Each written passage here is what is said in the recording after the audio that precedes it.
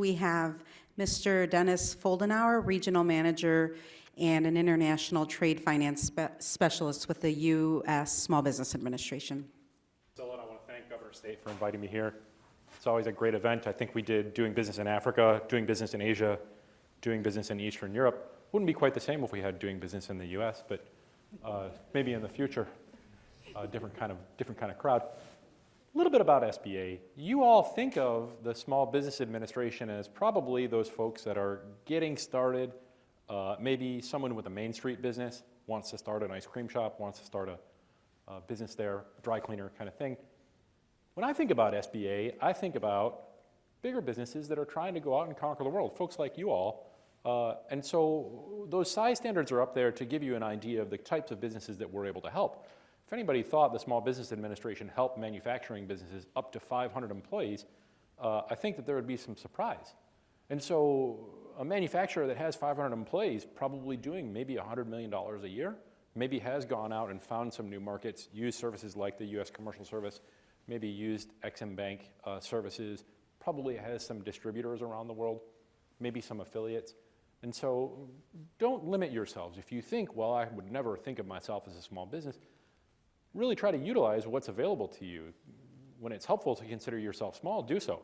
When it's helpful to consider yourself large, go ahead and think that way too. But just want to make sure that you're aware that we're still there for you as you grow, as you become kind of a more global company. Thinking about our programs, I always try to discuss what is SME Success. And so if you talk to a small business development center, if you talk to an international trade center, they would say, well, we want to make sure that you have some sort of plan. Have you gone out and considered where your targets are? How are you competitive in what industries, what types of products? Are you focusing on your core business? Are you using mentors? Are you using the resources that are available to you? Do you have people that you can trust, attorneys, accountants, folks that can advise you as you grow? What is your sales and marketing operation like? Now you're selling products. How am I learning how to grow new markets? How am I learning to find new customers? Do I have a good brand out there in the marketplace? Have I focused on production? Are there ways that I can increase efficiencies? Are there ways that I can make myself leaner? All these kinds of things that we hear about with programs that you can use to make yourself as efficient as possible. The last thing that often people think about is the financing. Because usually someone has gone into it with some mindset of financing. I've got a bank loan, or maybe I've bootstrapped myself up into a larger business to consider all these other things. And now I've got to figure out, how do I take that next step? What kind of financing is available to me? Thinking about working capital. Maybe when you started, you had a corporate credit card. Maybe you had a small loan to buy some equipment and finance that lease on a building. Now you're thinking about buying a facility. Now you're thinking about buying new equipment to serve new markets. All those things are sort of the progression that I see when I talk to small businesses as they grow. Interestingly enough, if I can get the clicker to work, we see that same thing with exporters. And so we need a business plan. Programs like Export Tech help you develop that and conquer new markets that maybe you didn't consider. I thought NAICS code 54312 would sell in Serbia. Turns out it actually sells better in Poland. Not that it wouldn't sell in another example. Also, thinking about resources, international trade centers, folks like Metro Chicago Exports, folks like the people at the USIAC, Commercial Service, Ex-Im Bank, myself, those are all things that people will start to tap into as they learn about exporting as they grow. Sales and marketing, helping yourself develop with programs that are available through the government, maybe through programs that you've used consultants to help you access. Thinking about production. How do I produce goods? Do I want to set up facilities overseas? Do I have the right production capacity in my own plant here in the US? Am I producing in conventional units or metric units? Have I got CE marks, things like that that'll allow you to get into new markets? And then financing is the last thing. So now you've been selling overseas, maybe you've had some hits off the internet and you said, okay, I'll fill this order. A couple more orders come in, maybe you've started to get serious about a certain market where you're seeing these coming in from, and you've said, well, I'll start to send sales and marketing folks over there, I'll try to consider how to develop my sales. And then eventually you'll think, well, I've got a distributor in this new market, and the distributor says, I want you to sell on credit terms. I need to be able to be treated like your domestic customers. I want 30 or 60 days to pay after you ship. I walk these trade shows at McCormick and I say, how big is your business? 20 million in sales. How big a portion of that is exports? 20, 30%. do you sell on credit terms internationally? And immediately they look like I've got horns coming out of my head. How would I ever get paid? How would I ever know that I could ship and sleep easily at night, thinking that my distributor was actually going to fulfill the relationship that I've had with him or her? And so the financing aspect is always that last thing. My heavens, how would I ever think of myself as a global company and also treat my customers globally the way that I treat myself, customers domestically? So the way to do that is to use Ex-Im Bank and SBA. Ex-Im Bank usually comes first in those discussions because that's really how you get paid. That you buy an insurance policy from Ex-Im Bank, they make sure that if your customer overseas drops off the face of the earth, you've got product sitting in some foreign port, you will get paid out of the claim on that insurance policy. So that's the way to make sure you get paid. That's the way to make yourself look like a world-class seller, by making sure that you're offering credit terms and also protecting yourself. The next step is, now that I'm doing this, I'm advancing product overseas, I'm waiting to get paid, now maybe I've got cash flow issues. And so this starts to happen with businesses that export a lot. If they don't have some sort of government guaranteed line of credit, they bring these receivables from foreign buyers and say, well, I've got this good buyer over in Eastern Europe, and they're reputable, they've been buying from me for years. They have a revolving line of credit with the bank, and the bank says, well, this receivable isn't worth the paper it's printed on. It's from overseas. We just can't advance you off this line of credit for a receivable like that. Typically, if you had a domestic receivable, they would advance you up to 80% of the value of whatever that was. And so companies that export, they try to grow exports, they know that they're increasing sales, they know that they're profitable on these sales, they have good margins, but they wonder why they're running out of cash flow. It's because that line of credit at the bank isn't treating those foreign sales the way that they do domestic sales. That's where SBA comes in. So we have 3 programs that really are corollaries to the regular SBA loans. Anybody in the room gotten an SBA loan ever? And you survived to tell the tale. For everybody else, don't worry, you too will survive that process. With the export stuff, it really does go through me or someone like me around the country. I really try to facilitate your relationship with your banker. So often banks say, well, I know about SBA, and I say, do you know about our export programs? They're guaranteed at a very high rate. Essentially, we provide an insurance policy to the bank if the small business defaults. And so for the banker, that should be music to their ears, but they say, international makes me nervous. My bank doesn't really deal with a lot of that. My customers don't necessarily talk to me about that.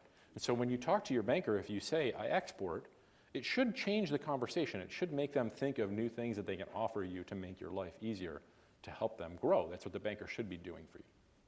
So these 3 programs that I highlighted in light blue, those are the corollary programs that we have for banks to use for exports. 7A loan is just a typical term loan. I need to buy a new piece of equipment. I need to buy a new factory. I need to refinance some debt with a term loan. The reason why SBA is so good, it's not because we lower the interest rate. What we do is increase cash flow by increasing the maturity of that loan. So in a typical commercial lending environment, if you had a term loan to buy a new piece of equipment, maybe they would give you 10 years, or on real estate, maybe they would give you 15. We allow them to extend that maturity out to 25 years. So if you think about the debt service for a small business that's trying to grow, you're not dumping a whole bunch of cash on debt service for that loan every month. You're able to reduce that, stretch it out over a longer period. Overall cost of capital might be a little bit higher, but for you trying to grow, cash is king. That's a thing that I think I really internalized as I came to this job, and I hope you all do too. Cash flow is the lifeblood of the business.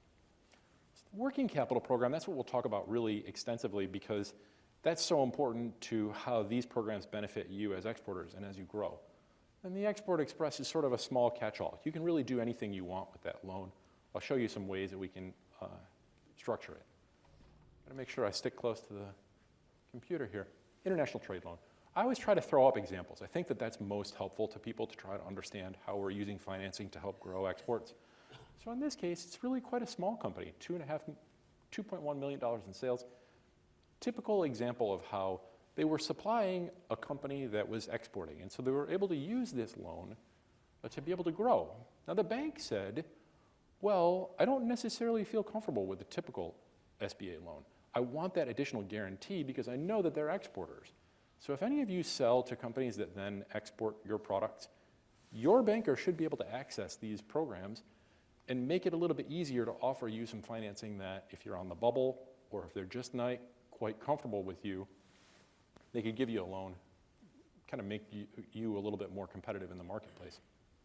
So this company used it for plant and equipment. Pretty typical scenario there. That's really all I want to say about that loan because it's just very simple. If you ever go to your bank and say, I need a term loan to buy some equipment, they'll offer you that. I always tell people, though, try to make sure the bank offers you a comparison of pricing. They have a conventional product that they could use. They have a SBA regular domestic 7A. There's another program we offer called the 504.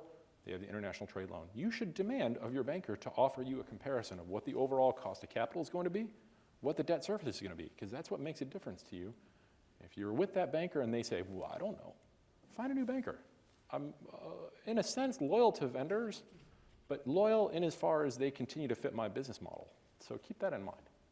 The export working capital program, I think that that's important because this is something that just they can't offer. Banks, when they look at their policies, there's not a bank in America that can offer the terms that they can offer with this government guarantee behind it. So think about this as, I've got a typical revolving line of credit. The collateral for that line of credit is going to be receivables from my domestic sales. It's going to be inventory, all the things that are sitting on my shelves. They're going to advance off that line of credit a certain percentage of those assets. So for domestic receivables, maybe they'll give you 80% of the value. For domestic finished goods inventory sitting on your shelves, maybe they'll give you 50%.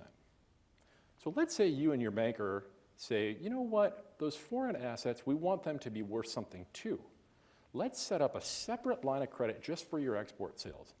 Now the advance rates, instead of being 0 for foreign receivables, will be 90% of the value. For all that inventory that's marked for export, instead of having that inventory be worth 0, it'll be worth 75% of its value. So think about, in this example, I just can't get too far away. Take a look at this example.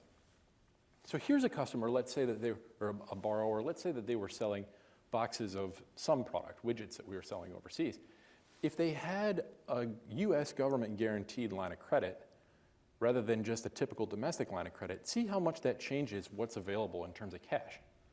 Specifically, the laser doesn't work on here. Specifically, it raised their cash availability off a line of credit by 100%. Twice as much availability to be able to grow sales, to be able to finance operations, to be able to increase their capacity because they had this separate line of credit. All of you should be thinking, how's my bookkeeper going to handle this? How are they going to separate out domestic inventory? How are they going to separate out receivables? Well, maybe you could hire a new bookkeeper with that additional availability of cash. So just keep in mind that this is out there for you to use, and this is kind of how this works. In a borrowing base full of inventory and receivables, as exports grow, as you offer new customers and distributors financing credit terms, you're going to need something like this. Now, the great thing about this is it's a low cost of capital. When you think about an SBA loan, that's going to cost me some additional money because the government is standing behind my bank. But with this, it's the lowest price of any of the SBA products. It's really important to keep that in mind that, well, if I do this, if I force myself into having a second line of credit just for exports, is it going to pay off? Am I actually going to use this? Do I need this amount of cash? Is it going to be worth the cost of setting it up and paying for that line? The minimal cost, it really does pay off. So many businesses that I talk to either say, this changed my life, or they say, I needed it once or twice, but it really changed my life in that instance. And so here are some examples. I want to go back to this one. This can really be purchase order financing. So if you think about that company that sells cash in advance overseas, they just demand cash up front for any of their orders, they find some order that comes across that says, I need a big order, and I just can't give you cash in advance. They say, well, I can't cash flow that order, and they turn it down. That just should never happen. No one should ever have to turn down a foreign order because they can't cash flow it with this product available if you have the bank that will offer it. And so here's an example. Big life-changing order for a relatively small company. They needed the money up front because it was going to take them a while to produce sort of a custom HVAC equipment setup for this museum in India or in Egypt. They had to install it. They had to wait to get paid. All during that time, their cash flow was cramped. But with this line of credit, it really opened it up. It allowed them to be able to fulfill new orders and not worry too much about the cash flow. Here's that asset-based example. So typical kind of many transactions per month rather than one large transaction that's going to cramp their style. Here is an example of a company that just very small sales, able to use it to be able to increase their availability of cash, really open up that new market. They were chasing distributors in China and Mexico, and they were able to find some new ones because they could cash flow it with this line of credit. So we saw that example. I just want to go to one more use. If any of you ever have customers that say, well, I'll buy this big machine from you, or I'll buy this big order from you if you will accept 50% down and then 50% after shipment. And you might say, okay, but your foreign buyer would say, well, now I've got half of that money sitting over in the US. If you don't produce my, in this example, pumping unit for a mine, how do I get that money back? So they demand that your US bank put up what's called a standby letter of credit, which means that if you don't fulfill that order, your bank has to send that money back to your foreign buyer. And the bank in that situation says, well, I'm on the hook to send that money back. I better have all of it in cash in the bank. With the SBA guaranteed line of credit, you only have to have 25% in the bank. So now in this example, that company, instead of having $330,000 locked up in the bank in cash while they were producing this pumping unit for this mine or this set of pumping units for the mine, they were able to use the vast majority of that to continue with operations. So again, if you haven't gotten the picture, SBA participates in this space primarily by making cash flow available to businesses. So for anybody in this room that has ever said, boy, cash is tight, I want to grow exports, but I don't know how to do it with the amount of cash flow I've got, give me a call or talk to your banker about this, and they should give me a call to talk about how to set up one of these lines of credit. The last thing I offer is just the Export Express program. Think about this as a catch-all because it only goes up to a loan size limit of $500,000. All the rest of the SBA loans go up to $5 million. So again, thinking about that big manufacturer, if you have 500 employees, you're doing $100 million in business, maybe a $5 million line of credit would be sufficient for just your export sales. But this Export Express can be used as a term loan. You can buy equipment and just stretch out the term over 25 years. You could set it up as a line of credit, just like I was talking about with that other loan. And the bank, it's actually a little bit easier because they don't have to monitor it as hard. You could also set it up, just like I was saying, for some of those advance payments, for those standby letters of credit. Really anything you want with this loan. The nice thing about this is the bank doesn't have to have SBA looking over their shoulder. If you find a bank that offers this product, they're comfortable enough with exporters and they're comfortable enough with SBA that they can do this lickety-split. I've got a new order in, I've got to have some cash flow fast. We could set one of these up for you. Here's an example of a company that used it. They were selling to Australia, needed some new equipment, needed some financing, and they were able to do it with this loan. All right, and that's my contact information. I'm at the U.S. Export Assistance Center. I really like to think about that as Team USIAC. All of our products really do fit together. If you think about Export-Import Bank credit insurance being the insurance for receivables that are counted on one of my revolving lines of credit, that's a perfect example of how we work together. In fact, there are discounts on the premium for Ex-Im Bank insurance and discounts on the fee for my line of credit. So the government actually set up two programs to work together. Imagine that. The marketing piece is where Allison comes in and helps you develop those new markets so that you need things like what Ex-Im Bank and I offer. Thank you all for your time today. If anybody has any questions, please do just feel free to give me a call. Let me know.